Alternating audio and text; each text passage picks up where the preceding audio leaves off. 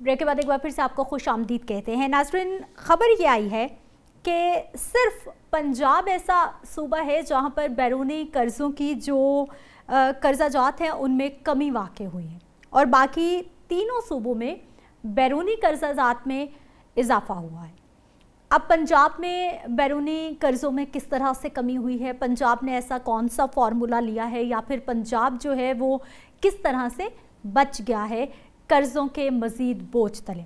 अगर हम बात करते हैं, वफाकी वजारत ख़जाना की जानिब से ये दस्तावेज़ जारी की गई है जिसमें बताया गया है कि रवा माली साल की पहली छमाही जुलाई ta दिसंबर 2025 के दौरान पंजाब में बैरूनी कर्ज़ों में 3 करोड़ 10 लाख डॉलर्स की कमी हुई है। सिर्फ पंजाब में 3 करोड़ 10 लाख डॉलर्स की कमी हुई है, जबकि सिंध की अगर हम बात करते हैं तो बैरूनी कर्ज़ों में 49 करोड़ 40 लाख डॉलर्स, खैबर पख्तून में 9 करोड़ 30 लाख और बलोचिस्तान पर बैरूनी कर्ज़ों में 40 लाख डॉलर्स का इजाफा हुआ है। इसी पे हमने बात करनी है जी, गिलगित बल्तिस्तान के हवाले से भी खबर ये आई है कि बैरूनी कर्जा जात में 10 लाख डॉलर्स की कमी हुई है। ये पंजाब और जीपी ने ऐसा क्या किया है, बात करेंगे जी। माहिर मुआशात हैं नईम सदीकी साहब हमारे साथ मौजूद है। सर, आपको खुश आमदीद कहते हैं, बहुत शुक्रिया आपके टाइम का। नईम साहब, ये जो रिपोर्ट आई है, पहले तो मैं समझना चाहूँगी कि पंजाब के अवाम अभी भी बाहर निकलें तो परेशान है। ये हम कह रहे हैं कि हम कर्ज़ों के बोझ तले दबते जा रहे हैं, लेकिन उधर से अच्छी खबर आ रही है कि हमारे कर्ज़े तो कम हो गए। ख़ास तौर पे पंजाब की बात कर रही हूँ सर।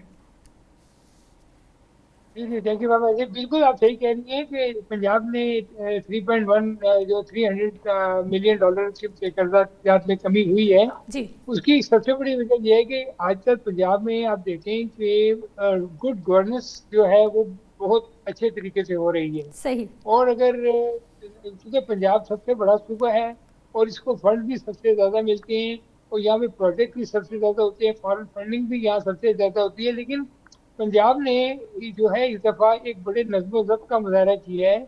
और इसका डीप एनालिसिस करें तो जो डेट रिटायरमेंट स्ट्रेटेजी है जी वो मुमकिन तौर पे पंजाब की बेहतर है। बोरिंग या पुराने कर्जे की अदायगी में पंजाब ने शानदार किरदार अदा किया है और पंजाब ने अपनी पेमेंट्स को मैनेज किया है और बड़ा इन टाइम अपनी पेमेंट्स को किया। मैं समझता हूँ कि ये एक मशले राह भी है और एक आप जो दूसरे सूबे हैं वो भी इससे अमल से सबक सीख सकते हैं कि how they can learn from the good governance of Punjab model and how they can utilise their fund. जैसे जो फिजिकल डिसिप्लिन है, पंजाब ने उसका बड़ा अच्छा मुजाहरा किया है और वो अपने अखराजात में कमी की है। और देखें उनकी बड़ी डिफरेंट किस्म की पिछले 2 साल में ड्राइव रही हैं और उसमें इकोनॉमिक स्टेबिलिटी की तरफ, अखराजात के कंट्रोल की तरफ, फिजिकल डिसिप्लिन को बड़ा क्लोजली मॉनिटर करने की तरफ और रेवेन्यू में इजाफा, ये सही। सारी चीजें हैं जिसमें पंजाब जो है वो कंपेरेटिवली देखें। एक बड़ी बात यह है कि पंजाब हमारा सबसे बड़ा सूबा है और वेल मैनेज्ड है और इसमें जो बिजनेस भी बहुत हैं और जो जिसको कहते हैं कि शरह खानगी भी कंपेरेटिवली बहुत बेहतर है। तो जिसकी वजह से यहाँ पे जो भी मंसूबे चल रहे हैं उनकी जो अकाउंटेबिलिटी है गवर्नमेंट की तरफ से वो भी मैं समझता हूँ कि पहले गुज़श्ता सालों के मुकाबले में बहुत बेहतर है।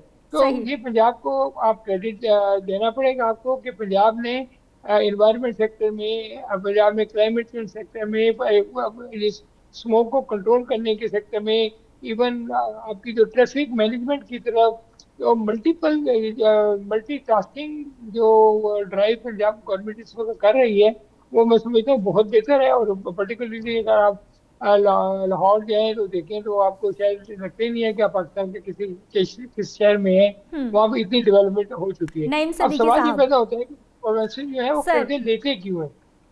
सर। होता ये है हाँ। कि जी जी सर, मैं आपसे ये जानना चाह रही हूँ कि आपने कहा कि बेहतर प्लान किया गया है, रेवेन्यू ज़्यादा इकट्ठा किया गया है, हुकूमत ने प्रोजेक्ट्स अच्छे कर लिए हैं, गुड गवर्नेंस हो गई है, लेकिन सर इस सारी सिचुएशन में आवाम तो नाराज़ है। आवाम की ज़िंदगियों में तो सर सुकून का सांस नहीं आ रहा। वो चाहे पेट्रोलियम लेवी पे हम टैक्स दे रहे हो, रेवेन्यू ठीक है कि गवर्नमेंट ने जमा कर लिया है, लेकिन सर आवाम की ज़िंदगी तंग होकर रह गई है, महंगाई का ये तूफान बात उठा हुआ है। ये ये बात आपकी बिल्कुल ठीक है। जब रेवेन्यू गवर्नमेंट बेसिकली ये समझती है कि जो रेवेन्यू है वो हमारी इनकम है, और रेवेन्यू वो लेते कहाँ से हैं? लेकिन वो प्रॉपर्टी टैक्स लेते हैं, एग्रीकल्चर टैक्स लेते हैं, प्रोविंशियल टैक्स सर्विसेज से लेते हैं, मोटर व्हीकल टैक्स लेते हैं। उसके बाद जो इनकम टैक्स वगैरह जो है वो जो लोगों पे लगता है, और सैलरी का स्ट्रक्चर, ठीक है, सबसे बड़ा मसला ये है कि पाकिस्तान पूरे में सैलरी स्ट्रक्चर जो है ना वो इतना अच्छा नहीं है। सही। People are not well paid, उनकी इतनी हम्म। तनख्वाह नहीं है, लेकिन जितने उनकी इनडायरेक्ट टैक्सेशन है जो कि प्रो रेटा बेसिस पे हर बंदे में पूरे पाकिस्तान में लग जाते हैं। हम्म। इस वजह से वो अपने डे टू डे जो मील्स हैं उसकी वजह से वो बड़े परेशान हैं। तो गवर्नमेंट के एक्सपेंसेस, गवर्नमेंट की इनकम तो आवाम से ले रही है ना। टैक्सेस के जितने भी लोकल जराए ऑफ इनकम है गवर्नमेंट के, वो आवाम के थ्रू है, चाहे वो इनडायरेक्ट टैक्स दें चाहे वो डायरेक्ट टैक्स दें। लेकिन जब आवाम को अपनी तनख्वाह में से पैसे नहीं बचते, वो अपने डे टू डे मील पूरे नहीं कर सकते, तो वहाँ आके आपको, आप देखिए इस वक्त पूरी दुनिया में क्या हुआ है। ऑयल की प्राइसेस बहुत ज्यादा हो गई हैं, वो 110 और $125 के दरमियान में इस वक्त ऑयल की प्राइसेस फ्लक्चुएट कर रही हैं। उसकी वजह से एक बहुत बड़ा रिसेशन, इन्फ्लेशन आप देख रहे हैं, जिसकी वजह से आप ठीक देख रहे हैं है नईम कि सिद्दीकी साहब, sir sorry to interrupt, actually मुझे ब्रेक पे जाना है, सेगमेंट का टाइम थोड़ा सा कम होता है, इसलिए जो है वो गेस्ट को इंटरप्ट करना पड़ता है, लेकिन उसके लिए माजरत, एक ब्रेक पे जाते हैं, वापस आते हैं, मज़ीद टॉपिक्स पे बात होगी।